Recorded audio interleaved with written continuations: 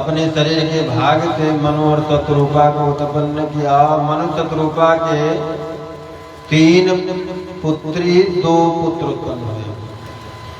पहले आकुति, देवहूति और प्रसूति। आकुति का विवाह जो है रुचि प्रजापति के साथ में पुत्रिका धर्म के अनुसार किया गया। और दूसरी कन्या का विवाह देवहूति का विवाह जो है महर्षि कर्दम जी के साथ में किया गया।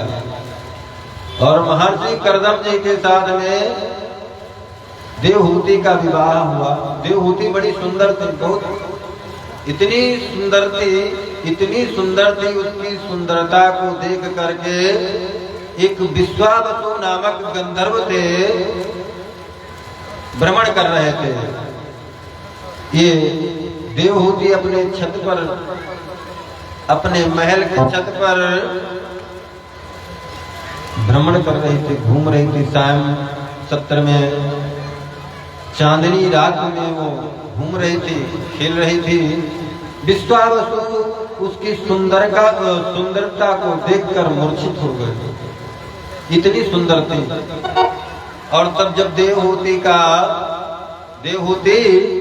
का विवाह प्रस्ताव लेकर के मनु महाराज कर्दम जी के पास में गए, तो कर्दम जी के पास में मनु महाराज जब पहुंच जाते हैं तो तपस्या में लगे थे।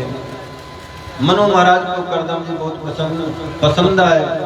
ये ब्रह्मा जी के पुत्र हैं कर्दम जी, बड़े तपस्वी हैं, योगनिष्ठ हैं, ज्ञानी हैं, ध्यानी हैं। इस प्रकार जब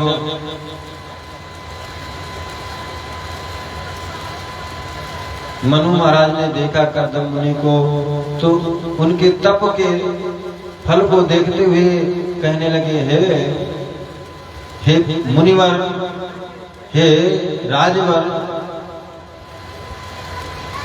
हे तपोनिष्ठ, हे प्रभु, मैं आपको कुछ निवेदन करना चाहता हूँ। बोले क्या निवेदन करना चाहते हो?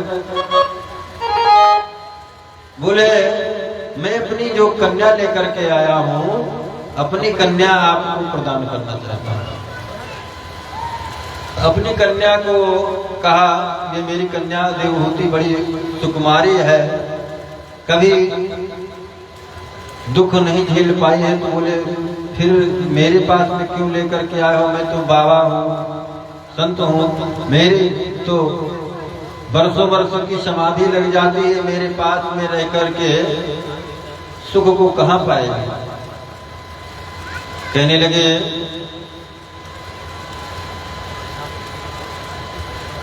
हे प्रभु,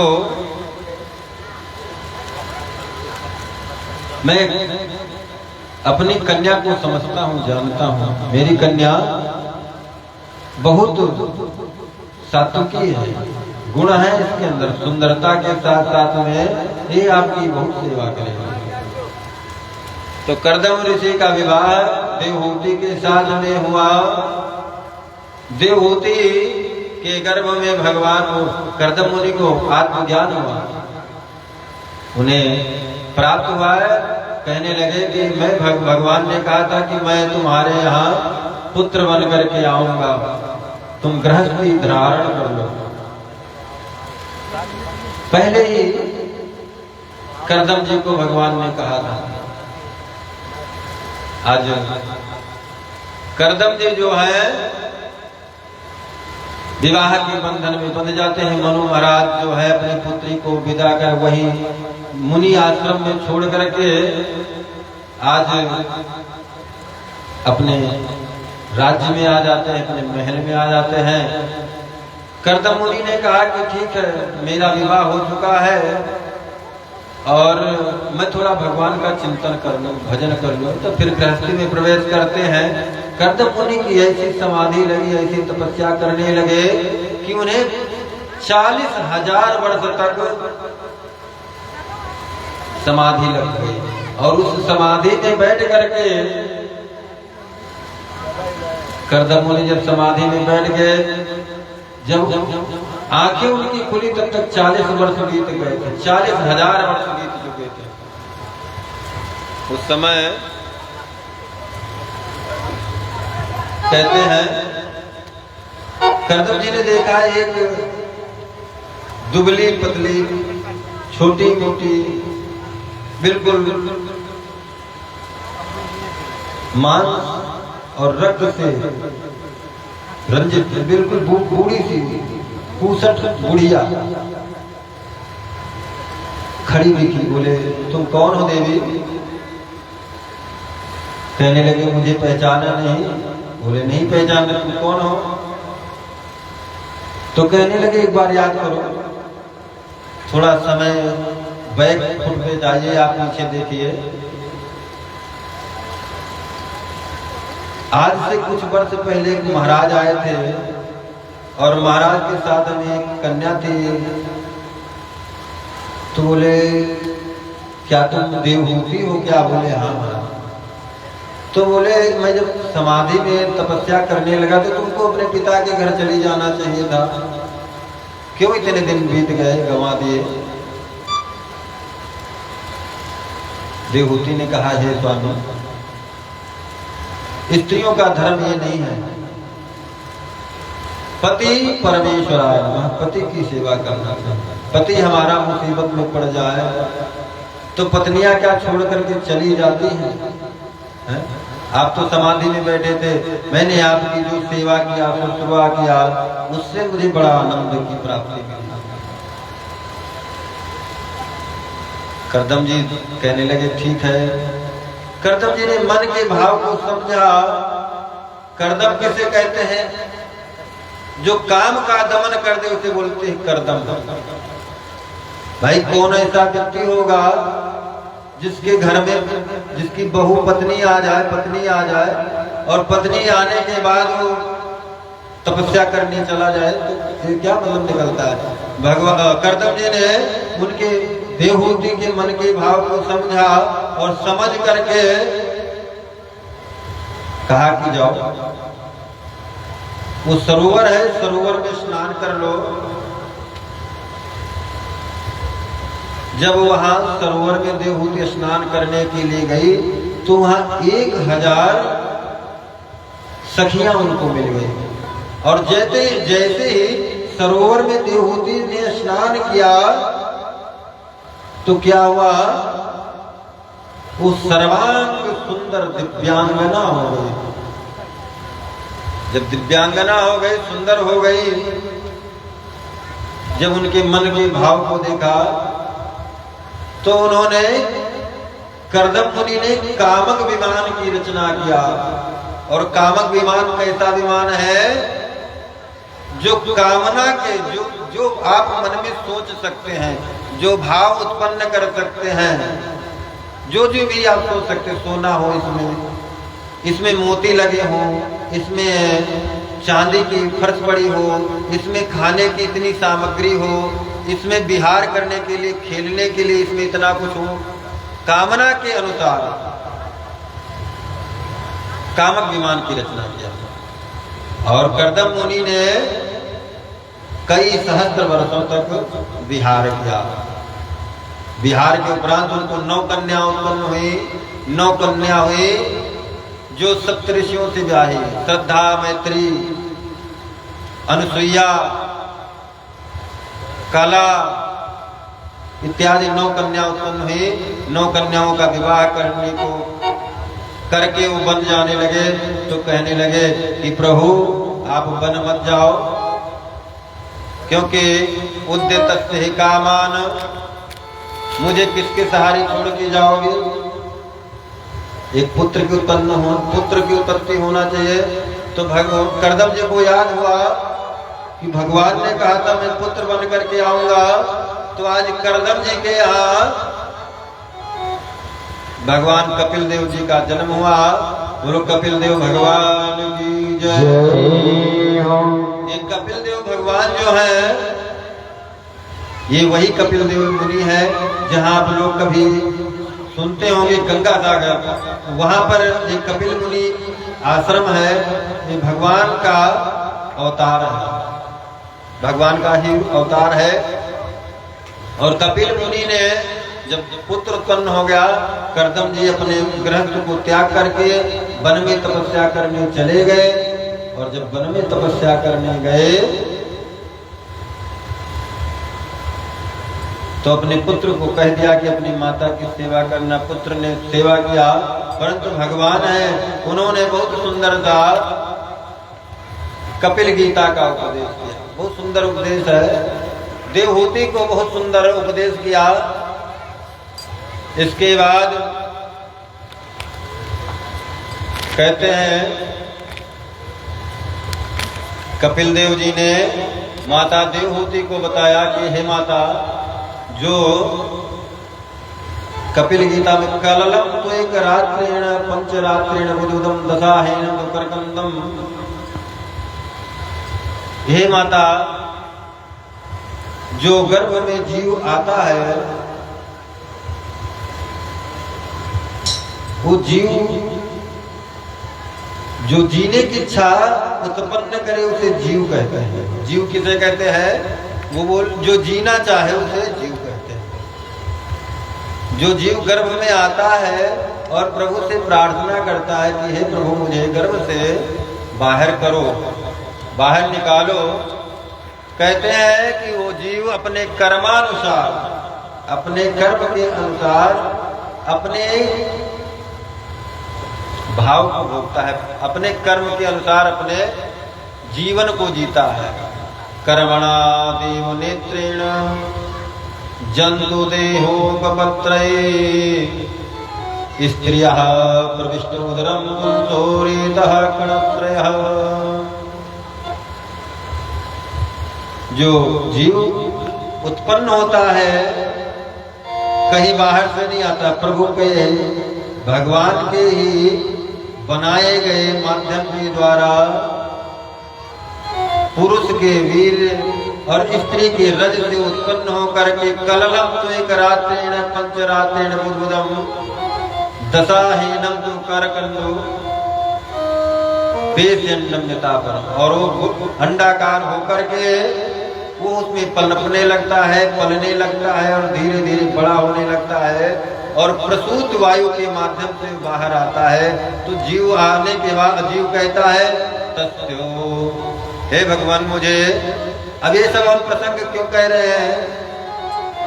क्योंकि इसकी आवश्यकता, कथा तो होती ही रहती है। अपने आप को, अपने आत्म रूप को समझो। आत्म स्वरूप का ज्ञान जिसको हो जाए, ये कथा आत्मज्ञान है, ज्ञान गंगा है। और ज्ञान गंगा कितना बह जाए, कितना बह जाए, प्रवाहित हो जाए, रसमय हो जाए। आज तक की कथा जो है, कल भगवान कृष्ण का प्रकट उत्सव हो, कल के सत्र में आप लोग श्रवण करेंगे। तो जीव जो है गर्भ में स्तुति करता है कि हे भगवान, मैंने कर्मानुसार ये आवागमन का चक्कर लगाया और मैं यही आपसे प्रार्थना करता हूँ, वंदना करता हूँ, अर्चना करता हूँ। उसको अपने अनेक जन्म याद होते हैं, अनेक जन्म याद होते हैं कि मैंने इस जन्म में कौन सा शरीर धारण किया था, किस शरीर में मैं रहता हूं। गर्भ के दुख को देखकर जीव कहता है कि हे प्रभु, अब मैं बार बार आपसे प्रार्थना करता हूँ महाराज, मुझे गर्भ में मत लाना और मुझे अपने चरण शरण में बैठा लेना, मुझे अपने पास में रखना, क्योंकि आवागमन का जो चक्कर है इसमें चलते चलते मैं बहुत थक गया हूँ, थक भी गया हूँ इस लंबे सफर से, मैं थक चुका हूँ क्योंकि जीना हुआ है हराम। हे प्रभु, मुझे इस दुख से दूर करो, मैं आपका नित्य पूजन वंदन अर्चन करूंगा, आपको नहीं भूलूंगा। और यही कहता है, अब प्रभु कृपा, अब प्रभु कृपा करो यही भांति, और सब तज भजन करहु दिन राति। अब प्रभु कृपा करो यही भांति, अब प्रभु कृपा करो यही भांति, सब तज भजन करहु दिन राति।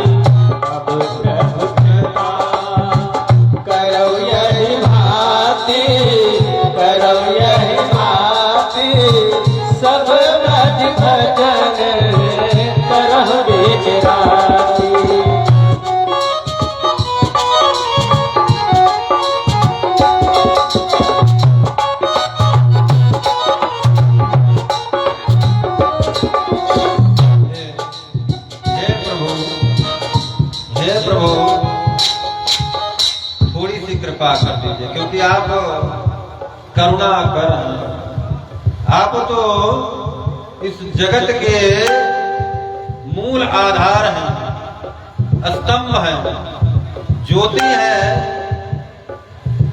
और इस विश्व प्रपंच की रचना करते हैं, और रचने के बाद उसका पालन करते हैं और उसका लय कर देते हैं। आपके लिए तो ये संसार जो है खिलौना है, मिट्टी का खिलौना है, और इस मिट्टी के खिलौने को कभी भी आप तोड़ सकते हैं। तो ऐसी कृपा करिए कि मुझे इस गर्भ से निकाल करके और मैं आपके शरण में आऊंगा। मैं वादा करता हूँ, प्रार्थना करता हूँ, अभिवंदन करता हूँ, मैं आपको कभी नहीं भूलूंगा। मुझे इस कष्ट से निकालिए, क्योंकि मेरा जो है, मुझे याद है मैंने अनेकों बार जन्म को ग्रहण किया है, हर बार मैं यही कहता हूँ, परंतु इस बार मैं आपसे प्रार्थना करता हूँ, तब जाकर के वो बाहर आता है। और जैसे कहते हैं, पृथ्वी पर पड़ा भूमि परत जिमी डाबर पानी, भूमि परत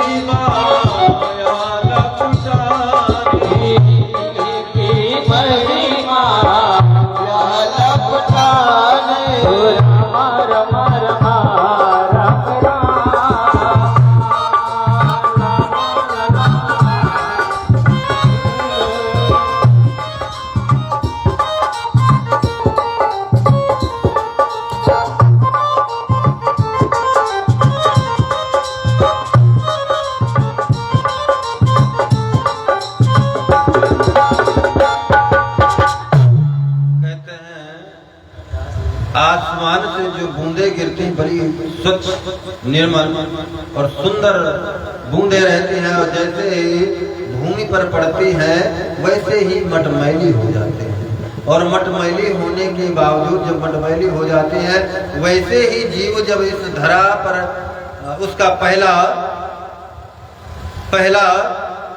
स्पर्श होता है, वैसे ही वो कहता है कहाँ मैं कहाँ आ गया और मैंने कुछ नहीं कहा, ऐसा वो कहता है। धीरे धीरे उसको माया चपेटने लगती है। मैं इसका, ये मेरी माँ है, ये मेरे पिता है, ये मेरे दादा है, भैया है, ये सब है। ऐसे धीरे धीरे माया लपेटने लगती है। फिर आगे चलता है मेरे मित्र हैं, मेरे दोस्त हैं। फिर आगे चलने लगता है। वो बताते हैं मेरा ये व्यापार है, मेरा घर द्वार है, मेरा संसार है और मेरी ये दुनिया है। इसमें वो जीव जो है ग्रसित हो जाता है और ग्रसित होने के बाद में इसी में फिर वो जो प्रभु से वादा करके आया था कि मैं तुम्हारा सब कुछ छोड़ करके चिंतन बंधन अर्चन करूंगा, मुझे इस आवागमन के चक्कर से मुक्त कर दो, इस गर्भ से निकालो, सब भूल जाता है। जो कौल करार किया था सब भूल गया। धीरे धीरे थोड़ा थोड़ा कहते हैं 3 चीज याद रह जाता है मनुष्य को। जिसको विवेक नहीं होगा उसको 3 चीज याद होगा।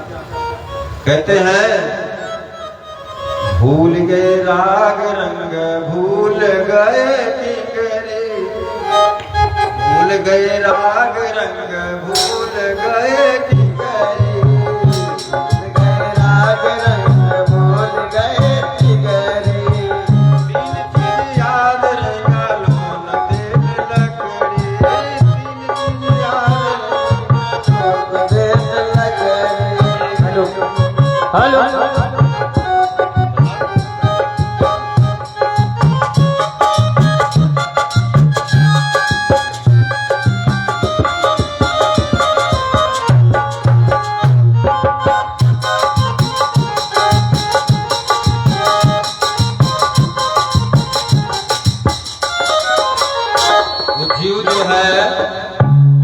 परमात्मा का जो चिंतन करना चाहता था, वो जब बड़ा हुआ धीरे धीरे उसका विकास हुआ, वृद्धि हुई, तब जब तक बच्चा था, बालक अवस्था था, तो उसको दुख हुआ। खटमलों ने खाया, मच्छरों ने खाया उसके। फिर उसके बाद धीरे धीरे बड़ा हुआ, स्कूल गया, पढ़ने लगा। पढ़ते हुए धीरे धीरे और आगे बढ़ा तो वो अपने व्यापार के लिए, अपने नौकरी के लिए, चाकरी के लिए प्रयत्न करने लगा। फिर उसके बाद जब नौकरी चाकरी हो गए तो उसके विवाह की तैयारी होने लगी, और विवाह हो गया तो उसके पुत्र और बच्चे की तैयारी होने लगी। इसके धीरे धीरे वो उनका भरण पोषण करने में लग गया। इसी प्रकार से पूरा जीवन जो है ऐसे में निकल जा रहा है।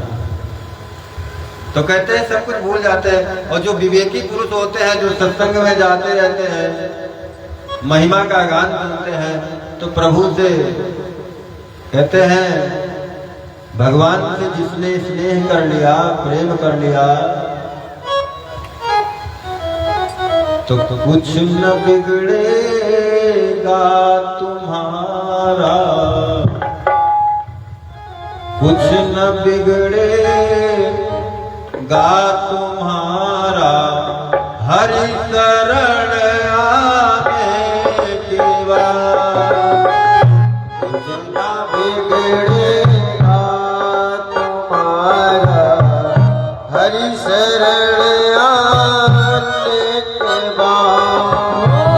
कुछ न बिगड़ेगा तुम्हारा, हरि शरण आने के बाद। कुछ न बिगड़ेगा तुम्हारा, हरि शरण आने के बाद। हरि खुशी मिल जाएगी, हरि खुशी मिल जाएगी, चरणों में झुक जाने के बाद। हरि